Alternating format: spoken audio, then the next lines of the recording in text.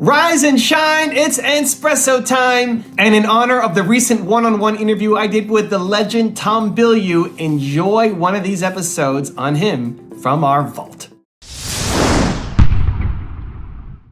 All right, there are very concrete habits that you can use, that I have used. Once you get your mind in the right place, once you believe that it can happen, this is what I did. I worked out. Why? Because it helped me gain control of my mind. One, it was micro-credibility with myself every day. I said I was going to do something, I did it.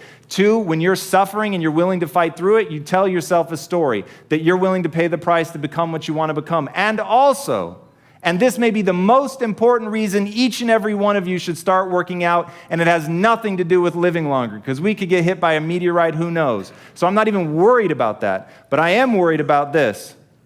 When you watch your body transform, you get the loudest signal from your subconscious that you can change, that you can change anything you want, that you can change your bicep, your tricep, your quad, whatever it is that you want. Something that you literally could not do the day before, you can do today.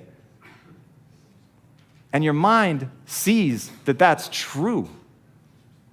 Your mind sees that something you couldn't pick up yesterday, you can pick up today. And it begins to ask itself, well, if that's possible, then what else is possible? Now, for me, finding my center was also a very important thing. So I work out first. The next thing I do without fail is meditate. I do a just breathe meditation where I'm simply trying to calm my mind. Then I do what I call thinkitating. During meditating, I get into an alpha wave state brain pattern, which enhances creativity and unique connections. I'm not worried about whether I'll ever think a unique thought. I am simply interested in the unique connections that I will make that no one else before me or after me will ever make, because their circumstances are different than mine. And that, to me, is what makes each of us a beautiful snowflake, is we're all going to make connections that other people might not make. And so during thinkitating, I take advantage of a problem I'm trying to solve, I smash it together with my alpha wave state, and I see what comes out of it. I read obsessively, because I believe in one simple math equation: ideas in equal ideas out. And then I keep a list of the most important things I'm trying to accomplish. If you're trying to become something, you need to know what that something is. You are what you consistently do. The difference between where you are right now and where you want to be is what are you consistently doing every single day. Your habits will determine your ultimate success. One of the reasons why I've had so much success on YouTube is because I just keep making videos. It's a habit. It's burned into my calendar. Every week I am making videos. I film. I'm here making this content for you guys now. I'm making more videos, more videos, more videos, more videos. It's consistently been a part of my routine for over a decade. If you do something every single week or more frequent for a decade, you're gonna get some serious results. You'd have to be just absolutely terrible to not get any results if you are doing something every single week or more frequently for a decade. Most people don't want to put in the work, and I get it. And that can be frustrating. It can be slow. We want the instant results. And it's hard to shift the identity, your identity at the beginning, because your habits of not doing something or your current habits that you are doing are stronger than the new habit that you're trying to build. So for me, not to make a video would be so foreign, so weird. I've made videos through all sorts of crises and tragedies and injuries. The only time when I didn't make videos was when my dog died. When my family dog died, it was on video day, and I just couldn't bring myself to making the videos. So it was the only week where I zero, I can't do it. We have to do something else. But I've made videos through vacations. I've made videos through breaking my neck. I've made videos through everything, every tragedy that's happened, every negative, every stress, every frustration. I've found a way to make videos. It's so a part of me now, not because I'm superhuman or extra special, just because I put the repetition in. Now, a new habit that I'm trying to build is swimming. The pool just opened back up in my place, and I've gone swimming every day for the past 2 weeks, week and a half. I've been going swimming.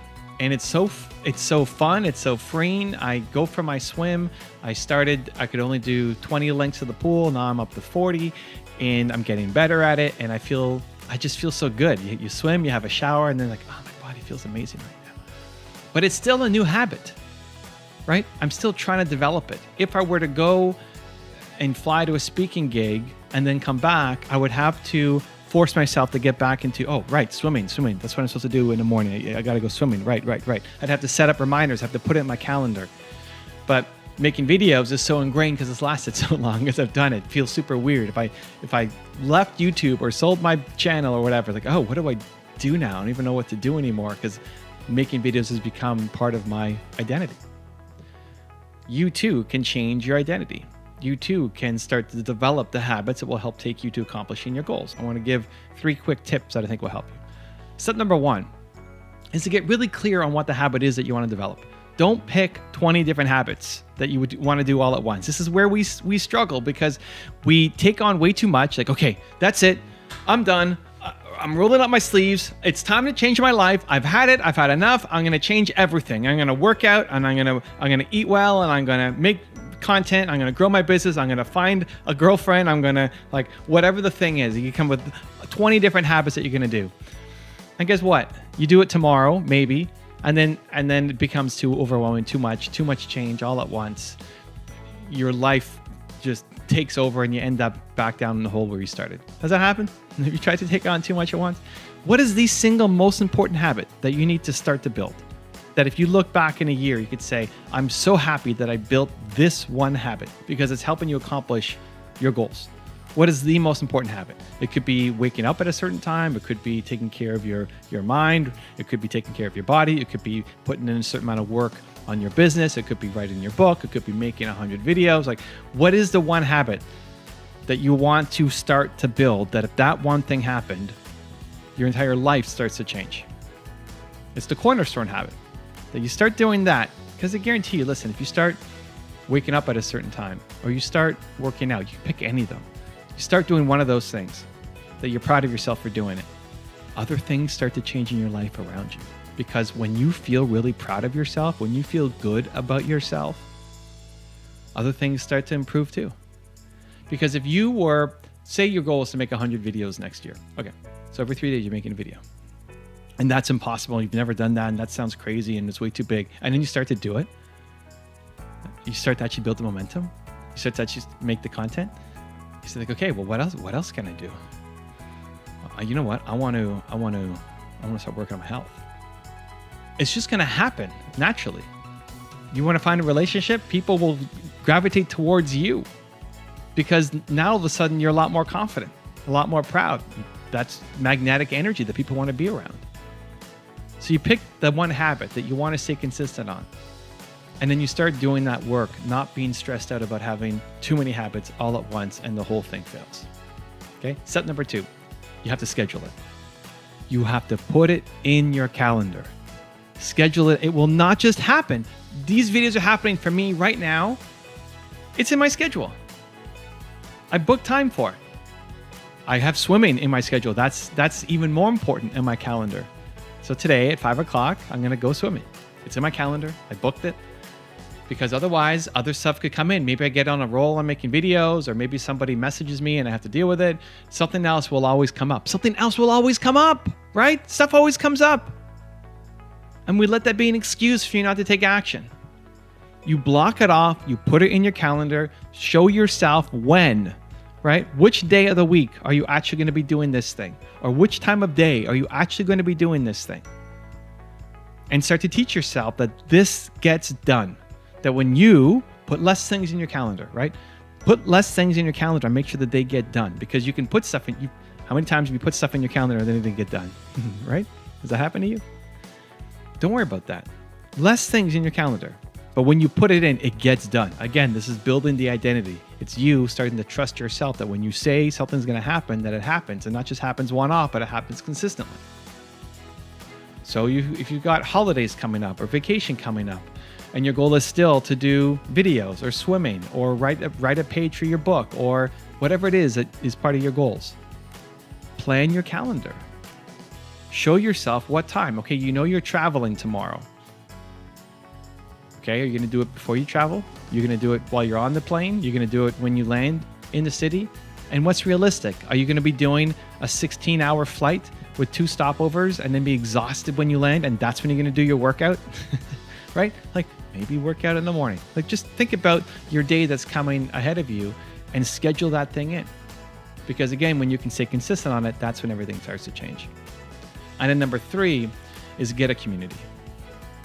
Doing something difficult and doing something brand new is really, really, really hard to do by yourself. It's not impossible. It's not that you can't do it, but we are community people. Like humans are, even me who's introverted and shy and I don't need a lot of friends, it's always more fun doing something with somebody.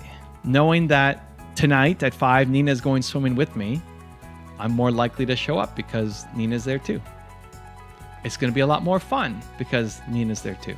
Get somebody to be an accountability partner for you. Join a Discord group or a Facebook group that are talking about these things so that you don't feel like you're the only person going through this. Because when you have a down day, when you have a bad moment, when you're tired, when you had a rough sleep, when you got terrible news, it's easy to fall right back down to the habits that you've been consistently working on, the negative habits you've been building up over your lifetime, instead of defaulting back to the positive ones that you want to start to build. The difference between where you are right now and where you want to be are the habits you consistently do. You are what you consistently do. You eat one chocolate bar, it's fine, as long as you're consistently eating really well. But if you eat really well only one day and you're eating chocolate bars every day, then guess what's going to happen to your health? You are what you consistently do, and you can change it. You can change it. Where you are right now does not have to be where you are in 1 year if you put the habits in place, if you consistently schedule them in, and you get a community to help you so you're not doing this alone. Also, to make sure you're actually taking action after watching this video, I've designed a special free worksheet just for this video. The worksheet will highlight all of the lessons learned in this video, as well as pull out our 3 favorite learnings and quotes that will inspire you to actually do something. The worksheet will also give you space to write down what your key takeaways are and your specific plan of action to make sure you're getting results. If you want the worksheet designed specifically for this video, absolutely for free, there's a link in the description below. Go click on it and start building the momentum in your life and your business. I'll see you there. You can't make a racehorse out of a pig, but you can make a really fast pig. Your life can be the answer to what does a fast pig look like. That is certainly what my life is. All the success that I've had in my life is not because I was gifted at any one thing. When I left for college, my mother quietly assumed I was going to fail. My best friend assumed I was going to marshmallow my way through life. When I asked my father-in-law for his blessing to marry his daughter, he said no. And yet I went on to be successful, to earn my father-in-law's respect, not because they misidentified me, because they didn't, they were right, but because I developed drive. I got the only belief that mattered. And I finally realized that humans are meant to grow and get better at something. And I just have to apply myself. And the same is true for you. Decide what you want to get good at and go after it with everything you've got. And that, my friends, is how you overcome negativity. As Henry Rollins said, I don't have talent, so I just get up earlier. The thing that people think about becoming great, about doing the extraordinary, is that it's just meant for some people and not meant for others. And they spend their time making other people extraordinary as a way to let themselves off the hook. Because if somebody is just gifted, if they were blessed by God, if they were touched by an angel, and they just have something that you don't and something that you never will have, then it's fine for them to be great and you to be ordinary. But the reality is it's not how it works. But somehow the cultural narrative has become one where we celebrate natural talent. That if somebody is graced by God, that if they have something divine about them, that they're somehow better, that it's more beautiful than the scrappy person who's had to work for everything they've ever had. The guy who simply acknowledges, like Henry Rollins, that he doesn't have more talent than the next person. He's simply willing to outwork them. He's willing to set the alarm, to get up, to do whatever it takes, to find his path, to create that skill, to outwork talent, to show that by putting in that energy and that effort, there's a magnification effect that is far greater than anything that can be given to you, bestowed upon you. You have have to grab it. You have to take it. You have to have a level of intensity in your life to be able to leverage it and create something amazing. And as Warren Buffett said, intensity is the price of excellence. If you want to be great, you've got to cultivate that intensity. You've got to understand it's not about what you were born with. It's not about what you were given, where you started, or even where you're going. It is entirely about what you plant at the center of your soul, how hard you're willing to go after something, how much focus you're willing to put in your life, and how often you come back to that level of intensity for who you want to be. Because if you want to be excellent, you will have to pay a price. And that price is eternal vigilance. Vigilance over how you spend your time. Vigilance over the demands you make of yourself. Vigilance over what you allow yourself to think and believe. And when you get to the point that you only allow yourself to think and believe things and move you towards your goals, that every day the actions you take are things that are designed to get you there, and that you have the intensity to follow that through, to shape yourself, to create a new version of you capable of doing something extraordinary, then your life is going to be what you want. But not until then. It's never going to be anything if you just make other people extraordinary and say, I could never do that. But the reality is you could, and you're just not. So the thing that you have to face right now is that it is within your grasp. You just have to go after it. And let me tell you, passion is not something you were born with. It drives me nuts. Everybody thinks they're going to turn inside like an archaeologist and find that thing, their deepest passion, the thing they always loved, hiding inside. As soon as you say it, I hope it sounds ridiculous. That you would love something that much and yet somehow be blind to it? It doesn't work like that. It's like real love. You've got to go on a date first. You see somebody you're interested in. You talk to them. It sparks something. You spend time. You engage. And through that process of engaging with it, maybe, if you're lucky, it turns into a fascination. But if you really want a passion, you've got to go through the process of gaining mastery. And mastery is the part of the relationship in business or in romance where everybody falls apart. Because it's where the work starts.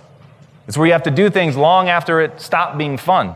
Now, the process of taking myself from scrounging in my couch cushions to find enough change to put gas in my car to building a billion-dollar business was all about building a set of beliefs. Now, I believe that the Matrix has us all. I don't actually think we live in a simulation, but I think the movie The Matrix is the perfect metaphor for the human experience. We have all pulled a web of lies over our own eyes. And the web of lies is what you tell yourself about what's possible for you and for the world. And once you get that web of lies over your eyes, you simply see it as reality. And you don't understand that each one of those fundamental beliefs is alterable, that you could choose to believe something else. In fact, you don't even realize that they are beliefs. Einstein has a quote. It's one of the most important quotes in my life. The most important question any man must decide for himself is whether or not he lives in a friendly or hostile universe. Now, what I love about that quote, so what's hiding in it, is that it's a decision. You get to choose whether you're living in a friendly or a hostile universe. There's no objective reality. It just is what it is. You're going to get what you see. You're going to get what you focus on. And you see what you focus on. So many people are obsessed with becoming perfect that they never take action and they never learn to enjoy this moment. That may be one of the greatest tragedies any of us can face. That right now, whatever we are, however good we are, whatever we've accomplished, that we fail to enjoy this moment because we have a judgment about who we are deep down because we haven't acted in a way that's perfect. And I get it, we have this drive, it's innate in us, we want to be great. It's one of the 5 primary human drivers to pursue mastery, to want to master something and truly be extraordinary. I understand the drive, but don't let it corrode you. Don't ever do something that eats you alive from the inside. You've got to have a vision of yourself that allows you to morph and change and learn from your mistakes. But if you value perfection over learning, then you're never going to become the person that you'd be capable of becoming. And as Anna Quindlen said, the thing that is really hard and really amazing is giving up on being perfect and beginning the work of becoming yourself. Let me tell you something that is true beyond measure. The struggle is guaranteed. The success is not. The struggle is a guarantee. So you better love what you do on a day-to-day basis. Read Eckhart Tolle's The Power of Now. The only moment that's real is right now. Now follows you.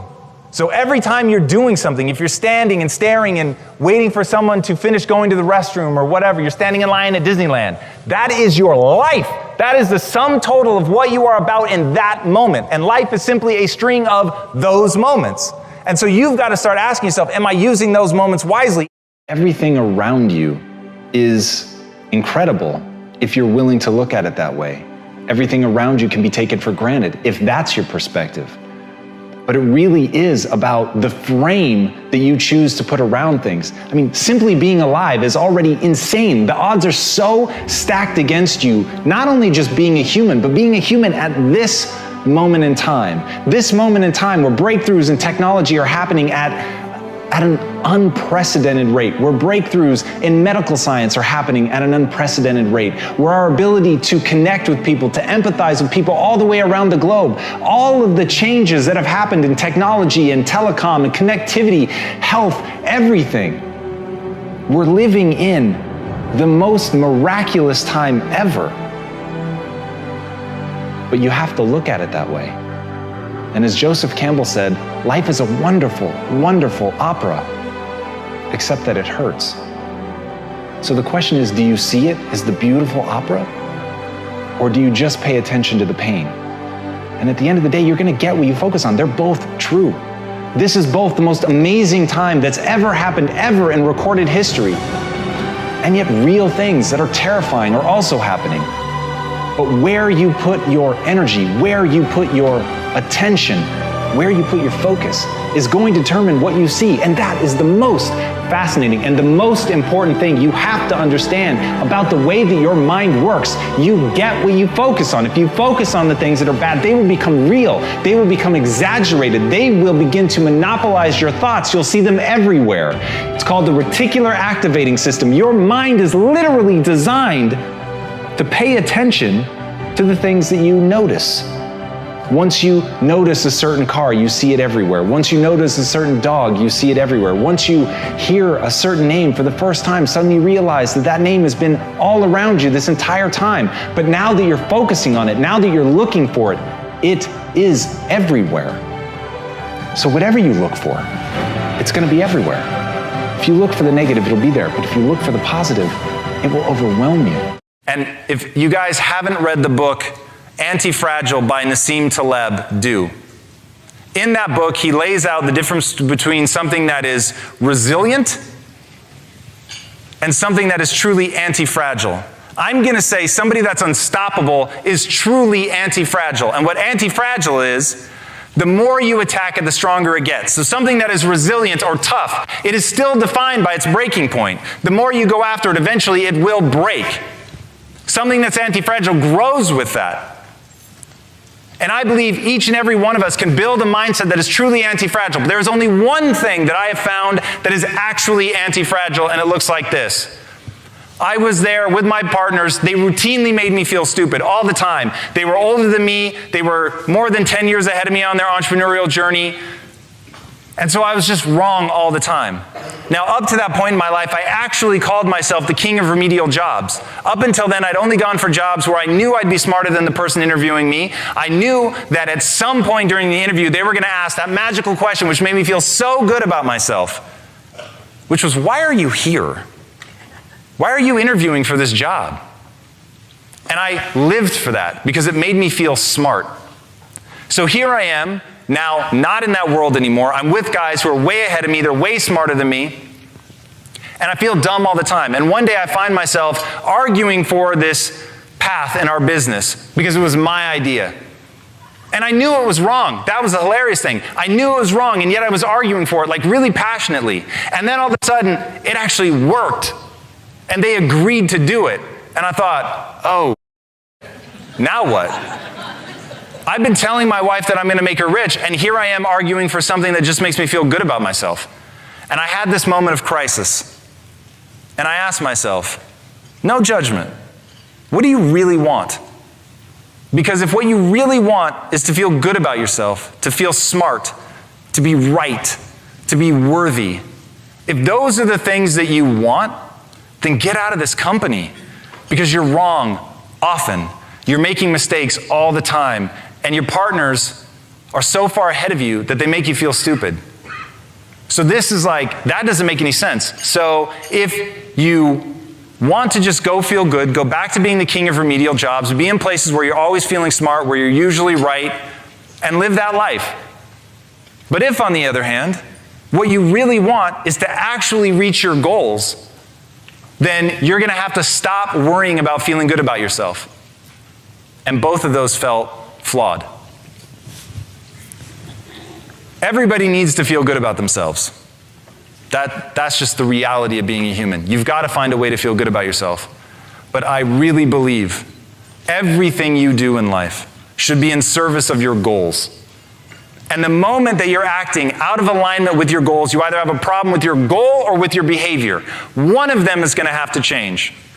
And so I realized in that moment that I needed to change what I was building my self-esteem around, because I was building it around being right and I was wrong so much. I was building it around being smart and I just wasn't that smart. I was building it around being good and worthy.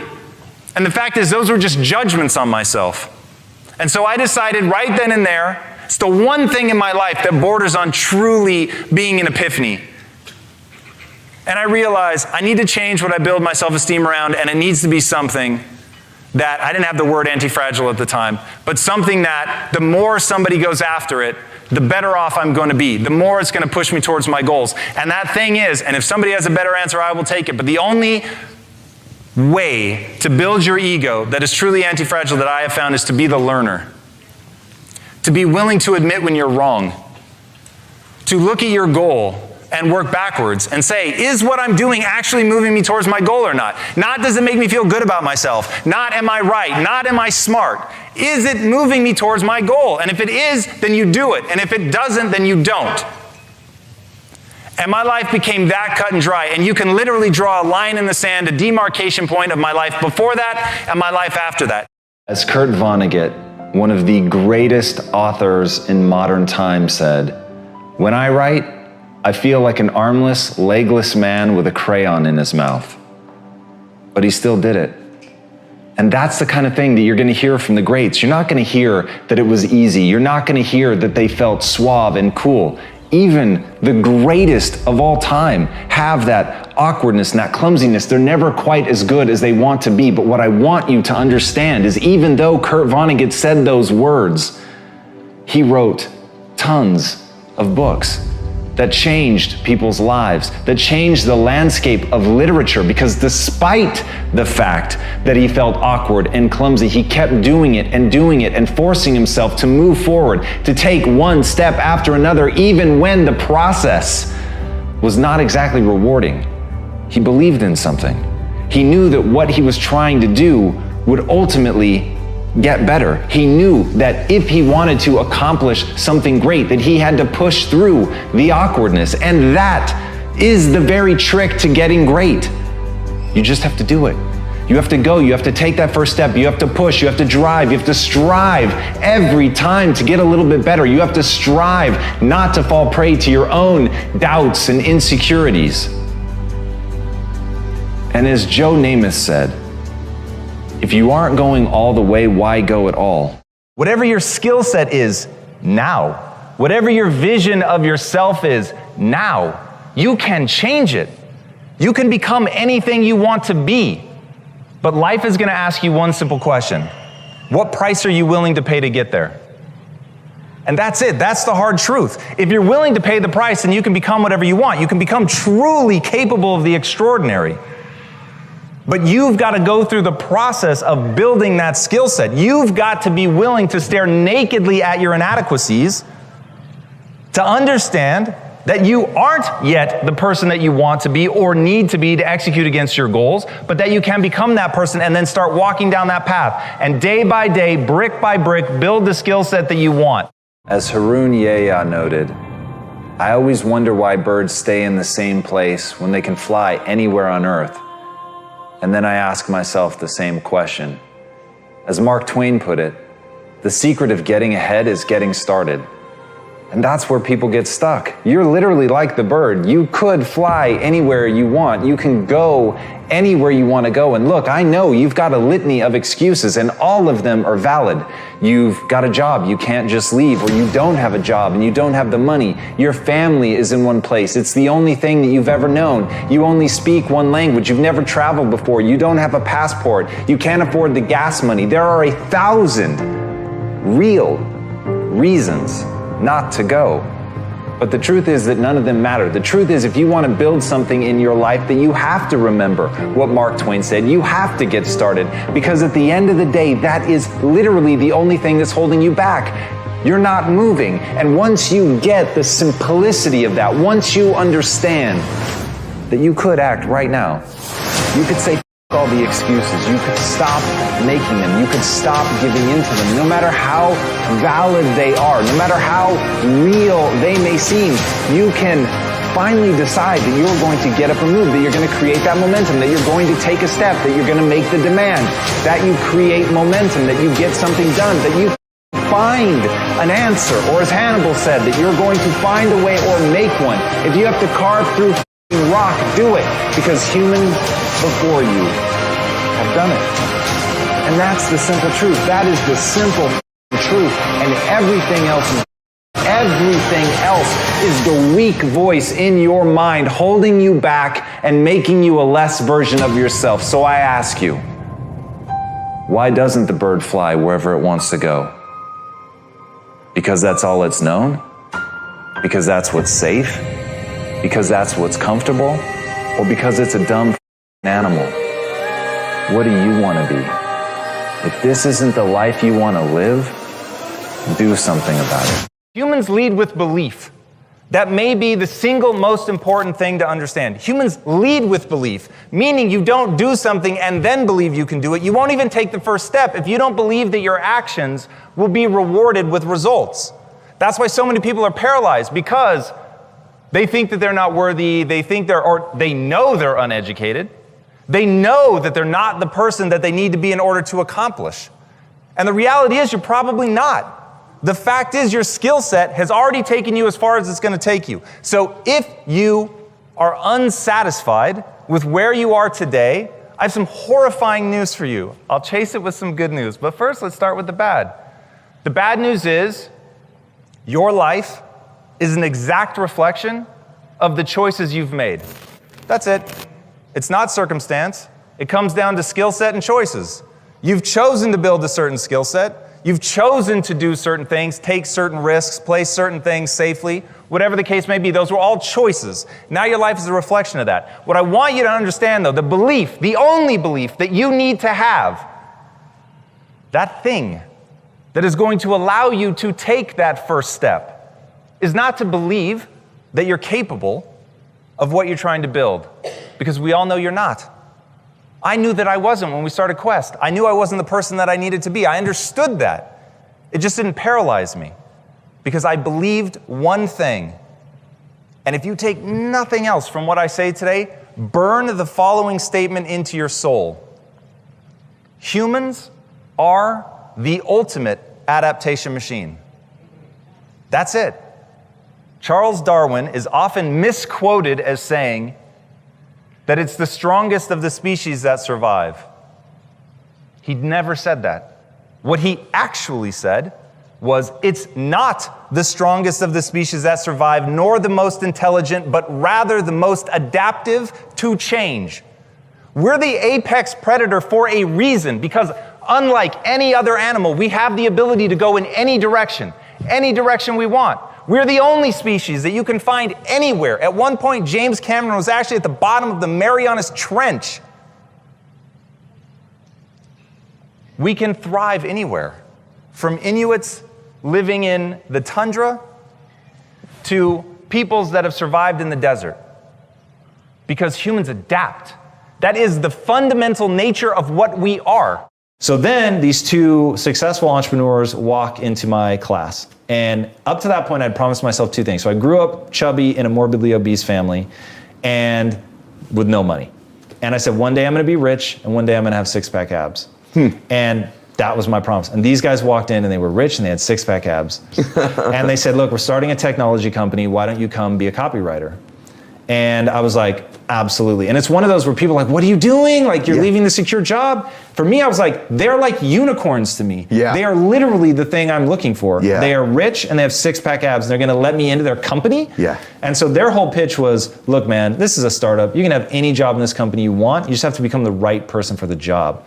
So it was a tech company. It was in this beautiful office overlooking the Pacific Ocean. Every single person in that company had a floor-to-ceiling window overlooking the Pacific Ocean, except me. And they put me in the server room, which had no windows and a bunch of computers, all whirring and making noise. And I remember one of the guys was like, who's the kid in the server room? And so that's how I became known. I was the kid in the server room. I didn't know anything about business. I would bring my wife to visit me in the office, and I'm like, look how beautiful the office is, and this is where I'm at. You know, and like literally like those makeshift desks that are like really like a table that you would use on a picnic, but you've got a computer stacked on it. That's where I worked all day. Do you believe big time that identity is shaped by these associations in everybody's life? 100%. Talk about that for a second. So it's so aggressive, and it's now getting repeated. So I fear trite words, but words become trite because they're so true that people repeat them until they lose their meaning. So you're the average of the 5 people you spend the most time with. That's just true. But now it's become so common to say, and it's like every Instagram post, that I fear it's going to lose its meaning. Who are you spending time with? Because if you're spending time with people like you, you're spending time with people like me, I'm raising you up, or I'm just not gonna spend time with you. So it's like now, if you get in a mix of people like that who are like, man, we'd love for you to raise up to this level. But if you don't, it's fine, but we're just not gonna spend time with you. All of a sudden, that desire to belong to something powerful that you can see is gonna lead you to your dreams. And I remember saying to my wife over and over and over, they are the surest path to my success. I don't know anything else. I just know if I can hang on to these guys, they're gonna make me better. Literally, the first time I wrote this whole article, it was my first blog article, and it was all about how if I were hit by a drunk driver, I would take ownership of that. I would say that is my fault. And people were pissed. And I was so shocked. I literally thought, I want to pull people from the matrix. What's the one gift that I could give people that will change their life forever? And I wrote this whole thing, and I was like talking about like, oh man, you're in this spot and it ends up being a kill box and there's cars on either side of you and a car in front of you and your horn dies and you can't even start your car and move. You look in the rearview mirror and this drunk driver's plowing down, they smash into you and it's all your fault. And thank God, because now you remember that you're in control. But people thought I was victim shaming. People were outraged that I would say that that was anyone's fault but the drunk driver. But I don't want to do that because I choose not to ever be a victim. I cannot choose whether I'm victimized, but I have the ability to say I will never be a victim because there's always something you can do differently. There is always something you can do differently. And once you understand that you can always make a different choice and get a different reaction, and that's the power in your life, that's the power that you have, is no matter what's going on, you can choose to think differently, believe differently, see differently. All of those things are a choice. Read Man's Search for Meaning by Viktor Frankl. Lost his whole family to the Holocaust, was in, I think, 5 different concentration camps. And he said the thing that people die of in a concentration camp is the loss of a why. And Nietzsche said if you have a why, you can survive almost any how. Because you can always change how you think about something. And when you change how you think about it, it's what we've been talking about all day. When you change how you think about it, you actually change the event. Here's the problem I find most people have. They judge themselves through the lens of a moment. They fail at something. They miss the honor club. They don't close that deal they thought they were going to. They embarrass themselves. They flub something. And they think that defines who they are. But I'm telling you right now, you're not defined by who you are. You're defined by who you want to become and the price you're willing to pay to get there. Here's the hard truth about getting great. It takes time and dedication. It takes a willingness to accept that you're not yet good enough. It takes the ability to stare at the places that you know that you're weak, to really look at those things and not let it affect your sense of self-esteem and not let it affect your sense of self-worth so that you can still get the momentum going. But you have to understand that in the beginning, we're all terrible.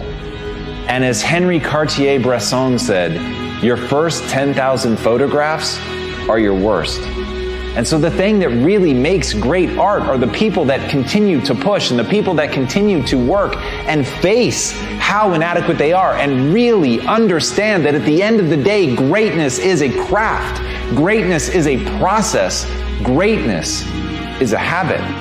Greatness is the little things that you do every day, over time, going out every day, unafraid of whether or not this is one of the 10,000 terrible things that you're going to do. It's being unafraid to make those mistakes. It's being unafraid that you're not yet great. And as Marianne Radmacher said, courage doesn't always roar. Sometimes courage is the quiet voice at the end of the day saying, I will try again tomorrow. And that's it. If you want to be great, that's what you have to do. You've got to get up again tomorrow. You've got to be willing to face another day. You've got to be willing to accept that you've got to get through the bad ideas before you can get to the good. You've got to understand that you have to start as an apprentice. You have to start as a person going and getting tea, and you have to accept that that's the job that you should be playing, that you should be working for somebody else. You should be looking up to somebody else and seeing what they can teach you, because what you know is that you're there to learn. What you know is that you're there to get through the 10,000 bad photographs that you need to get through to ultimately achieve greatness. And if you make the catastrophic error that so many make, to try to tell the world that you're extraordinary today, to try to get the world to follow you and look up to you and think that you're something today. Because the people that really win are the ones that invest today, the ones that listen today, the ones that spend every ounce of their energy amassing mastery, getting better every day, working their asses off to improve their skill set, to relentlessly look at the things that they're not doing well, to understand that they have to break themselves down and get rid of all of their ego before they can really find greatness. Those are the people that we remember. So if you want to be remembered, if you want to achieve real greatness, you just need to have the courage to show up every day and take another swing, take another photo, try another task, do something that scares you, and do those little things over and over and over until you win. So the one thing I will say is I was grandly ambitious. I always said, I'm going to be rich, I'm going to do this, I'm going to do that. Always, since the time I was a little kid. But I didn't have the drive to see it through. So I really, really was an empty dreamer when I was a kid. And it was learning to hate that in myself, if I'm completely honest. Yes. And to not allow myself to be an empty dreamer, to force myself to get the skills to actually execute against it, to not be in any way, shape, or form pacified by saying I'm going to do something, which is actually super dangerous. Most people just thinking about the fantasy of what they're going to do gives them some partial sense of, oh, I've done it. Whereas I stopped letting that be okay for me, which largely came down to embarrassment I felt around my wife working when I had no job. And that was the time, she was my fiance at the time, but that was when I really started to go, okay, you've made a lot of promises to this woman and you're not on a path to keep any of them.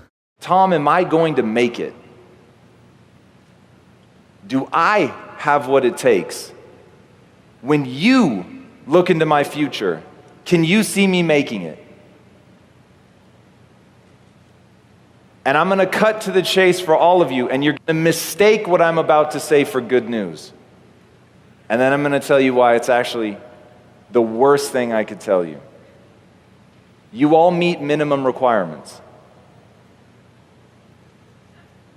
You all meet minimum requirements. So whatever it is you want to do, I'm not going to say that it's going to be easy for you because you're ultra smart or something. You probably aren't. But everyone that I've encountered here, literally, without exception, every single person that has come up to me and said something, you meet minimum requirements. Even you awkward that have a hard time like making eye contact. Even you guys, I'm telling you right now, you've got some shit you're gonna have to deal with, but you meet minimum requirements. Now, minimum requirements for what? For whatever you want. Now that sounds great, right? Oh, Tom said I can make it. This is amazing. But all I've actually said is now, if you don't make it, it's on you. And that's it. There's nobody else to blame. Everything is your fault. Everything. Once you understand, the whole reason to acquire a skill is that it gives you power. Now I'm going to define power. Power to me is the ability to close your eyes and imagine a world, the world the way you wish it was, and then open your eyes and make that world come true. That's power. And the thing that stands between you, where you are today, and your goals, where you want to get, is a gap in skill set. It is a gap in abilities. And once you're willing to look nakedly at your inadequacies, to literally build your self-esteem, your entire sense of self-worth and value is built around one thing. Whenever you face an obstacle, whenever you face a difficulty, whenever you fail, you have one thing that you say to yourself. On a long enough timeline, I can learn this.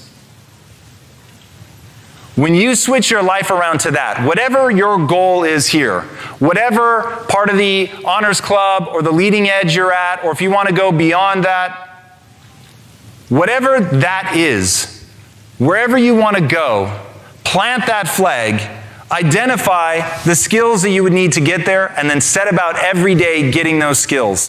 People get the do part. They understand their actions should be actions that take them towards what they want to accomplish. But people often miss the most important part, which is only to believe things that move you towards your goals. And I see people every day that tell themselves the story about themselves that they are worthless, that they're meaningless, that they're pointless, that their friends and family would be better off if they just died. So we have to find a way to construct a narrative about ourselves that empowers us, that lifts us up, even though we make mistakes, even though we fall down, even though we're never going to get things right all the time, and even though terrible things happen to us, or maybe we do terrible things. But in that, the erosion of the self, that's the danger. The erosion of the self, that is the danger.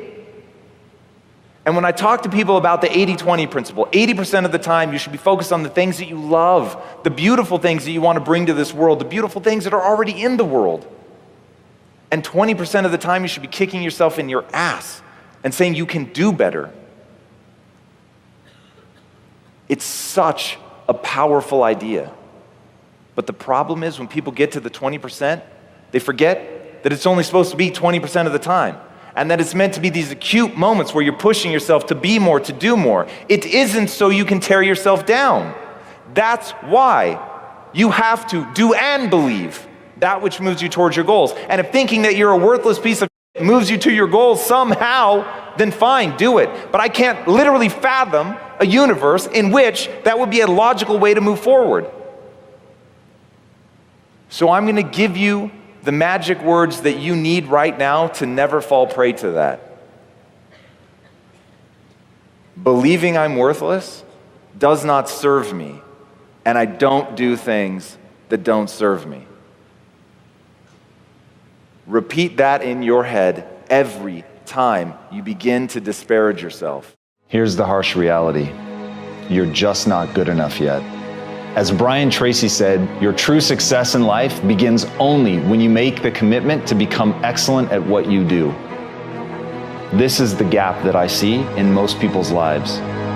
They've not yet made the commitment to become extraordinary. And the reason that they haven't made that commitment yet is they don't believe that they can. They're afraid of what it might take to get there. They just don't want it enough. That's the reality. Most people don't want it enough to face all of that. They don't want to face their inadequacies. They don't want to accept that they're going to have to go through that process, that gut-wrenching, back-breaking process of becoming great. And every day lulls them into this sense that there's always time to do it tomorrow. But the reality is there is only now. There is only today. And if you really want to do something with your life that leaves your own jaw on the floor, that leaves you in awe of what you've done, you're going to have to admit you're not yet good enough. That you've got to put in that work. That you've got to develop a set of skills that simply can't be denied. But if you do that, on the other side of getting that good at falling in love with something and working so hard that you can feel yourself changing as a human being, on the other side of that is something unimaginably beautiful. And as Les Brown said, if you set goals and go after them with all the determination you can muster, your gifts will take you places that will amaze you. That's what I want in my life, and I hope that's what you want in yours, is to be amazed at how extraordinary this life really is, this opportunity to make of yourself anything you want to be. Really think about that for a second. You can become anything you want to become. You can become an astronaut, a world-class athlete, a musician, the best parent that this world has ever seen. Anything you want is yours for the taking. But it takes effort.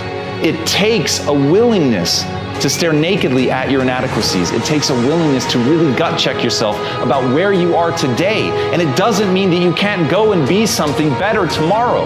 And falling in love with that process, that knowing that being a human and really getting the most out of your potential is that. To know that tomorrow I can be better than I am today, and that doesn't make you a bad person today. It's okay to know that you can be better tomorrow and still love yourself today. But it's also okay to love yourself today and demand that you get better tomorrow. And once you can do that, there is literally nowhere you can't go. So I would get kicked in the face and I would do something really dumb. I'd be called an idiot, told how stupid I was. And then I'd just be like, all right, I need to recenter. And that just became my obsession. I need to be able to emotionally get back to complete neutral so fast that you don't even see it register on my face. How'd you do it? How do you do that? Literally practice. So I could be in a situation where I'm being berated or I legitimately mess up and it costs money and it's like, whoa, that's on me and it is nobody's bad but my own. And I realized that what most people do, their strategy is to deflect it. It's your fault, it's not my fault. Yes. So I started thinking of this as a metaphor. People are throwing gold at me. They're throwing it really hard and I can put a shield up and deflect it, but then I lose that piece of gold. If I drop my shield and just take the pain, let it hit me in the head, then I bend down and go, this thing, which was me being stupid, there's a lesson here. And now I have this piece of gold. But the whole thing is I have to be defenseless. So I have to own it, I have to take it, I can't fight. If someone is like, this to this day, if our team is like, hey, there's something we need to point out to you, I'll do this. I square up to it. I want them to know, like, hey, I want to hear it. I want to know. Like, I want to be literally physically open. I'm not going to close down. I'm going to do everything I can to square off, to open myself so that they know I'm receptive to the criticism, right? Because that's the nugget of gold. What I know is it's going to hurt. It's going to sting. Yep. But if I can emotionally recenter so fast you don't even see that I went through something, now I can just process, how do I take this information you've given me and get better? I went through the pain of living the cliche of money can't buy happiness early. So that was the very thing that gave birth to my true financial success. Was so me walk saying, me through that though. Because most people will never experience what it's like to come into crazy wealth. Yeah, it is a really funny moment, and funny is the right word. It's fun, but it's also funny in that when I was growing up, part of the reason I wanted to get rich was I looked at those people with admiration and I did not look at myself with admiration. So I thought, oh, well, if I can get wealthy, then I will look at myself with admiration. This will be amazing. And then when I got the money, by then I had changed myself fundamentally as a person, and I had earned so much self-respect and so much self-worth that by the time I got the money, I wasn't looking for anything from the money other than it is the great facilitator. It will let you do extraordinary things, but it won't make you an extraordinary person. It won't make you feel any differently about yourself. And because the money came literally like that, because we had paper wealth, so I was worth hundreds of millions of dollars on paper. But I just cannot stress enough, that's meaningless in your real life. I was driving, at one point, a beat up Ford Focus. My wife and I had to share. It had a leaky exhaust. And yet at that point, I was worth tens of millions of dollars. But there were employees that were living far better lives than I was from a financial standpoint. So that's paper money. Now, bank account money came in an instant. And so it was about, 6 years into our journey. And we decided to take a small investment to diversify. So it was a pure founder liquidity moment. And because the valuation of the company was over $1 billion, you can imagine, even at a small percentage, just the raw number of dollars is insanity. So all of a sudden, I was fantastically wealthy. But I was like, it is so, in fact, this was how that day went. So everyone I said earlier, beliefs, values, identity, habits, routines, right? These are the things that make people up. And I just have a value system that says it's not about the money. It's about building something you believe in. It's about serving other people. It's about work ethic. It's about showing up and working. And I value myself for that. So on the day that the money hit, it hit at 8 a.m. in the morning or something. And my wife, we're both in the gym. And she's like, what are we going to do today? And I was like, what do you mean? I'm going to work. And she couldn't wrap her head around that. She's like, whoa. You're not going to go to the Lamborghini dealer? Yeah, she's like, come on, we've got to go do something. We've got to celebrate. And I'm like, there's no universe in which I don't show up for work today. None, under no circumstances. So if you were to ask my employees, when did the money hit? They all be like, I have no idea. They knew that it did hit, but they didn't know what day because I acted completely the same. And the thing that I want people to understand is I feel the same. So all of the things that I believe about myself to be good, I still believe to be good. I earned them. I earned them by doing the hard thing time and time and time and time again. I know how much I'm willing to serve people and my family and myself and all. I just know I've done it for years and years and years. So when it came to, do I buy an island and retire or do I double down? It came down to what will make me love my life the most. And the reality is the thing that would make me love my life the most, because it would still be fun to just go home and be with my wife. But the thing that will make me love my life the most is to do the things that are fulfilling. And I think fulfillment has a very specific, universal formula. And that formula is work your ass off to get very good at something that you care deeply about that allows you to serve not only yourself, but other people. That's it. And for me, I grew up in a morbidly obese family. My uncle essentially ate himself to death when I was 12 years old, and it was scary and sad. My mom is morbidly obese, has been my entire life. My sister's morbidly obese, has been almost her entire life. My dad at one point was morbidly obese and then lost weight, but it was that's just where my family lived. Yeah. And so I was like, they're going to die far sooner than they need to. And there's this great Mother Teresa quote, nobody will act for the many, but people will act for the one. And so I just needed to wake up every day and think about my mom and my sister, and that was it. And I thought, I can show up every day and fight for them. It's not about the money anymore. This may be the biggest problem we face as a society. People don't remember that skills have utility. They let you do something. You don't learn to build a house to impress your parents. You learn to build a house so people can live in the house you build. And once people understand that, holy, you're building this house so somebody can live in it, build a home in it, have a family, be sheltered from storms. It's a real thing, man. And so all of that effort and energy you went into, I have the chills right now, is so you can create that moment for yourself, for other people. It is something so much more than going to architecture school, which maybe you went to because your parents wanted that and they were architects. And so you do that thing for that. And you forget that the whole reason you became an architect was to build houses. And so once people realize, I'm putting all of this time and energy to build these things because they let me do something. What do I want to do? What do I want to give? What do I want to create? When you look at skills from that perspective, it is being a superhero. It is being a superhero. You're going to collect these abilities. These abilities actually let you do something. The fact that Superman can fly allows him to save people, allows him to do things other people can't do. We all have this opportunity to become capable of the extraordinary, to be able to do things other people can't do. And that feels so good. If you want to see me sit down with Tom Bilyeu, I think you're going to love it. Check the video right there next to me. Continue to believe. I'll see you there. I was worth $2 million on paper, and I'd never been more unhappy in my life.